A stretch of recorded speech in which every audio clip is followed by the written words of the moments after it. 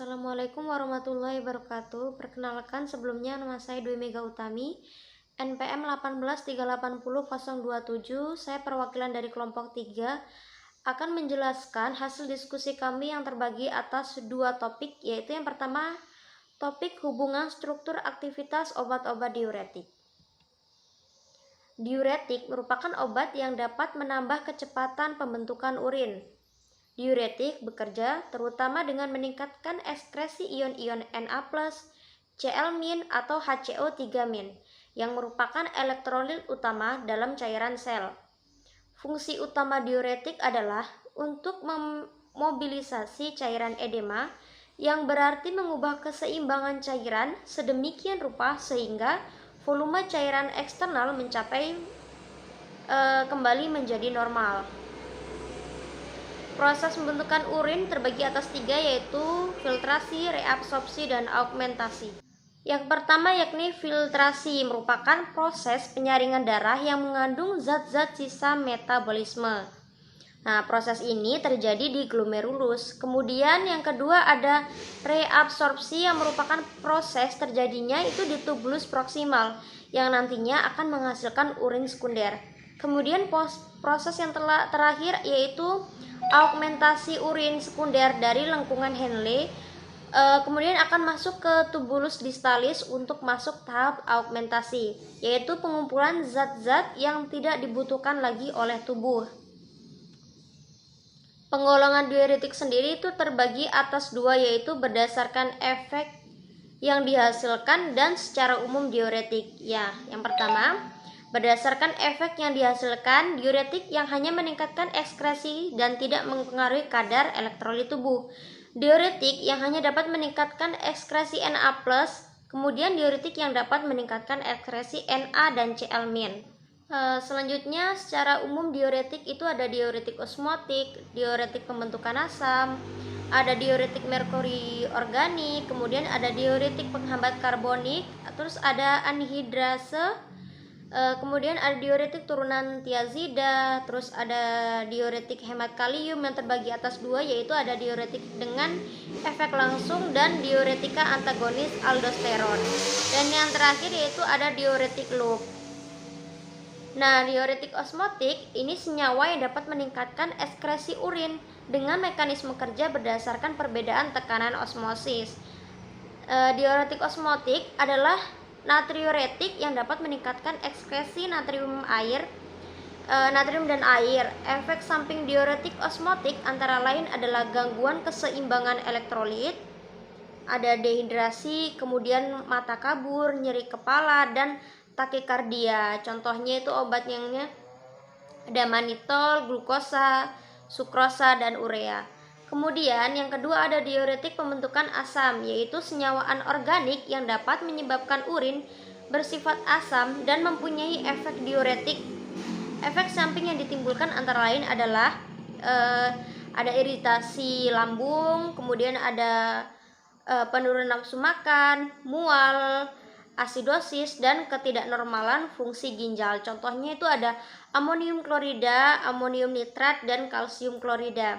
Nah, kemudian di bawah itu ada gambar mekanisme kerja diuretik pembentukan asam. Nah, di situ ada Na4Cl yang bekerja dengan H2O atau air, yaitu dipecah menjadi NH4 dan Cl-, yaitu di mana Na+ atau si NaCl itu diekskresikan bersama H2O sehingga terbentuklah diuresis. Kemudian mekanisme selanjutnya itu NH4+ dengan H2O dipecah menjadi asidosis, yaitu H2O+ dan NH3, kemudian menghasilkan urea. Nah, selanjutnya H2O+ atau air dengan HCO3- itu dipecah menjadi H2O plus H2CO3, dipecah kembali menjadi H2O plus CO2, itu disebut diuresis. Nah, itulah adalah mekanisme kerja diuretik pembentukan asam. Yang ketiga ada diuretik merkuri organik, adalah saluretik karena dapat menghambat absorpsi kembali ion-ion Na+, Cl-, dan air. Diuretik merkuri organik mempunyai beberapa keuntungan, antara lain tidak menimbulkan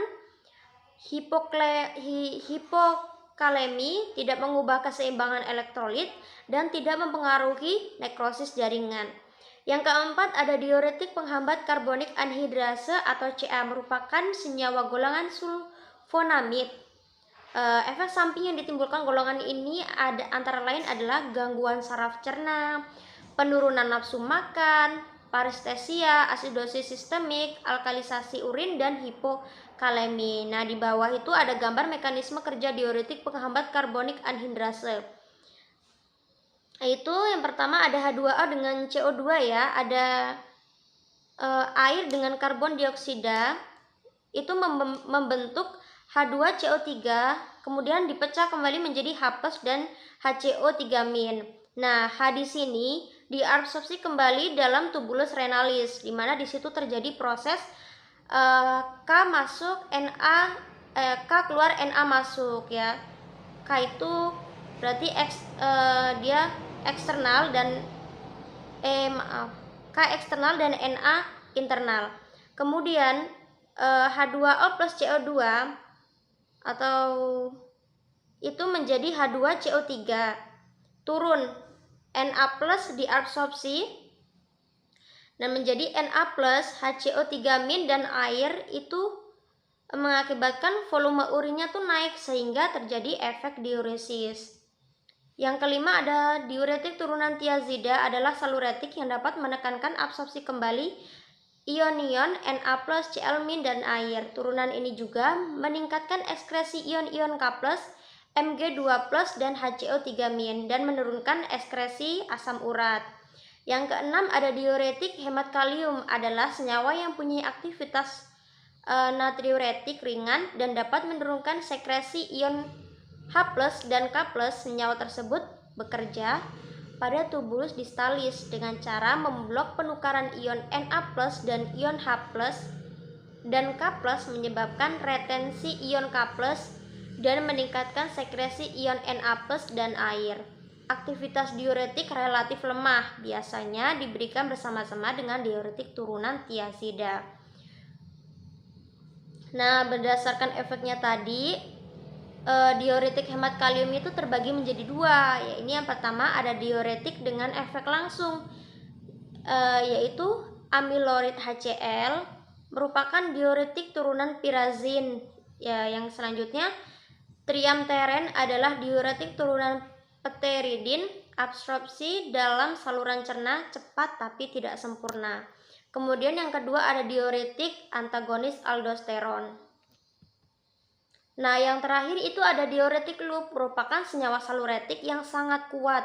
Aktivitasnya jauh lebih besar dibandingkan turunan tiazida dan senyawa saluretik lain. Nah, modelnya seperti ini bekerja. Model kerja diuretik loop ini pada tingkat molekul belum diketahui secara pasti. Tetapi ada 3 hipotesis yang memungkinkan dapat digunakan untuk menjelaskan model kerja tersebut, yaitu ada 3 ya. Yang pertama, penghambatan enzim Na+, K+, ATPase. Kemudian yang kedua ada penghambat atau pemindahan siklik AMP. Yang ketiga ada penghambatan glikolisis. Nah, contoh senyawa obat diuretik loop yang merupakan turunan sulfamoil benzoat itu ada 2 contohnya, yaitu ada furosemid sama bumetanid. Nah, furosemid ini merupakan diuretik saluretik yang kuat, aktivitasnya itu 8 sampai dengan 10 kali diuretik tiazida. Kemudian bumetanid merupakan diuretik yang kuat dengan masa kerjanya tuh pendek, yaitu kurang lebih 4 jam. Nah, disitu juga ada struktur kimia dari obat furosemid dan bumetanid. Topik 2. Hubungan struktur aktivitas obat-obatan kardiovaskuler. Obat kardiovaskuler adalah senyawa yang digunakan untuk mencegah atau mengobati penyakit kardiovaskuler atau jantung. Untuk pengobatan beberapa penyakit pembuluh darah dapat dilakukan dengan cara pembedahan dan diberikan vasodilator, obat antihipertensi, obat untuk aterosklerosis atau antilipemik, obat anti angina, dan antikoagulan. Kardiovaskular dibagi 6 berdasarkan efek farmakologisnya. 1. Kardiotonik, obat yang dapat meningkatkan kekuatan kontraksi jantung dan menunjukkan efek penting pada eksitabilitas, automatisitas, dan kecepatan konduksi jantung. Obat kardiotonik dibagi menjadi 3 kelompok, yaitu turunan kardionolida atau butenolida. Contoh senyawa obat glikosida jantung yang termasuk dalam kelompok turunan kardionolida adalah serbuk daun digitalis. Yang kedua, perangsang beta adrenoseptor. Contoh senyawa obat glikosida jantung yang termasuk dalam kelompok perangsang beta adrenoseptor adalah salbutamol. Yang ketiga, penghambat enzim fosfodiesterase. Contoh senyawa obat glikosida jantung yang termasuk dalam kelompok penghambat enzim fosfodiesterase adalah amrinon laktat. Ada 3 hipotesis tentang mekanisme kerja glikosida jantung, yaitu senyawa obat mempengaruhi pergerakan ion natrium dan kalium dalam melewati membran miokardial sehingga sel kehilangan ion kalium. Senyawa obat bekerja secara langsung pada protein kontraktil, yaitu pada aktin dan miosin dari miokardial. Senyawa obat meningkatkan kadar ion kalsium dalam sel dengan melepaskan kation tersebut dari tempat ikatannya dan meningkatkan masukan ion melalui membran sel. Struktur glikosida jantung terdiri dari komponen karbohidrat atau gula yang mengandung 3 atau 4 monosakarida dan steroid, yaitu genin atau aglikon, yang mengandung cincin lakton dan terikat pada C17. Gula yang terdapat pada glikosida jantung antara lain adalah beta-D-digitoksosa, beta-D-glukosa, beta-L-anosa, dan beta-D-simarosa. Yang kedua, obat anti-aritmia. Obat anti-aritmia adalah senyawa yang digunakan untuk memperbaiki atau memodifikasi irama jantung sehingga menjadi normal. Aritmia jantung disebabkan oleh kelainan pembentukan rangsangan elektrik dan gangguan konduksi rangsangan melalui miokardium. Kelompok obat anti-aritmia dapat didasarkan pada kegunaan, tipe kerja obat, pengaruh pada potensial kerja jantung. Kegunaan: 1. Senyawa obat pengobatan takiaritmia. Contoh glikosida. 2. Senyawa obat untuk pengobatan bradiritmia. Contoh atropin. Tipe kerja obat: 1. Obat yang berstruktur khas membentuk kompleks dengan reseptor. Yang kedua, obat yang berstruktur tidak khas dengan cara berkumpul pada daerah tertentu membran sel miokardial. Pengaruh pada potensial kerja jantung. 1. Obat yang menstabilkan membran, contoh glikosida digitalis. Yang kedua, membran pemblok beta adrenergik, contoh acebutolol. Yang ketiga, obat yang memperpanjang potensial kerja golongan ini menimbulkan efek anti-aritmia, contohnya amiodaron. Yang keempat, antagonis kalsium selektif, contohnya dithiazein HCl. 3. Obat antihipertensi. Obat antihipertensi adalah senyawa yang digunakan untuk pengobatan hipertensi, kondisi di mana tekanan sistol lebih besar dari 160 atau tekanan diastol lebih besar dari 95. Hipertensi sekunder dibagi 4 kelompok. Yang pertama, hipertensi renal adalah penyebab umum dari hipertensi sekunder. Yang kedua, hipertensi neurogenik disebabkan oleh kerusakan pusat vasomotor. Yang ketiga, hipertensi endokrin disebabkan oleh kerusakan kelenjar endokrin. Yang keempat, hipertensi kardiovaskular disebabkan oleh penyempitan aorta dan pengobatan biasanya dengan pembedahan. Mekanisme kerjanya pada saraf, pada vaskular, dan pada humoral. Yang keempat, obat anti-angina. Obat anti-angina adalah senyawa yang digunakan untuk pencegahan dan pengobatan gejala angina pectoris, suatu keadaan dengan rasa nyeri hebat di dada yang disebabkan oleh ketidakseimbangan antara persediaan dan permintaan oksigen pada miokardial. 2 tipe obat anti-angina. Yang pertama, angina klasik, biasanya terjadi pada waktu olahraga dan emosi. Yang kedua, angina varian, yaitu biasanya terjadi pada waktu istirahat. Obat anti-angina dibagi 3 kelompok. Yang pertama, turunan nitrat dan nitrit. Digunakan terutama untuk mencegah dan meringankan serangan angina, baik tipe klasik maupun varian. Yang kedua, senyawa pemblok beta adrenergik. Obat pemblok beta adrenergik atau beta blocker dapat mengikat secara terpulihkan beta reseptor. Yang ketiga, antagonis kalsium membran. Penghambat secara selektif pemasukan ion kalsium luar sel ke dalam membran sel miokardial melalui saluran membran. Yang kelima, vasodilator. Vasodilator adalah senyawa yang dapat menyebabkan vasodilatasi buluh darah. Efeknya ditunjukkan terutama pada buluh darah jantung atau pada bagian tertentu sistem vaskular. Mekanisme kerja vasodilator bekerja dengan menurunkan tonus otot polos vaskular sehingga terjadi dilatasi arteri dan vena. Obat vasodilator dibagi 3 kelompok, yaitu vasodilator perifer, vasodilator sistemik, dan vasodilator perifer dan cerebral. Vasodilator perifer digunakan untuk mengobati payah jantung kongestik kronik yang sulit disembuhkan dengan cara mengembangkan fungsi miokardial tanpa meningkatkan. Yang kedua, vasodilator sistemik atau vasodilator umum adalah senyawa yang dapat menimbulkan efek vasodilatasi pada semua bagian sistem pembuluh darah, contohnya amil nitril. Yang ketiga, vasodilator perifer dan cerebral. Obat golongan ini dapat menimbulkan dilatasi buluh darah kulit dan otak, walaupun melalui mekanisme kerja yang berbeda. Berdasarkan penggunaannya dapat dibedakan 3 kelompok vasodilator. Yang pertama, obat-obat hipertensi, dihidralasin dan minoxidil. Yang kedua, vasodilator koroner atau obat angina pectoris, nitrat dan nitrit. Yang ketiga, vasodilator perifer atau obat gangguan sirkulasi, buflodemil, pentoxifilin, ekstrak ginkgo biloba, siklandelat, isokuprin, dan turunan nikotinat. 6. Obat antilipemik.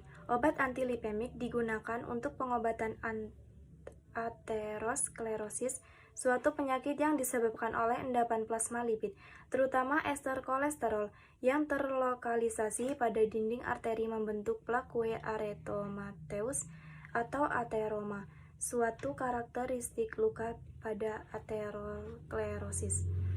Aterosklerosis dapat menyebabkan penyakit jantung koroner.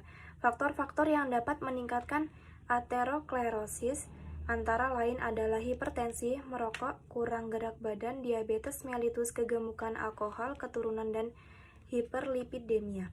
Menurut Organisasi Kesehatan Dunia, ada 5 klasifikasi atau tipe hiperlipoproteinemia, yaitu tipe 1 hiperkilomikronemia, tipe 2A hiperbeta-lipoproteinemia, tipe 3 pola floating atau broad beta, tipe 4 hiperprabeta-lipoproteinemia, tipe 5 hiperprabeta-lipoproteinemia, dan hiperchilomikronemia.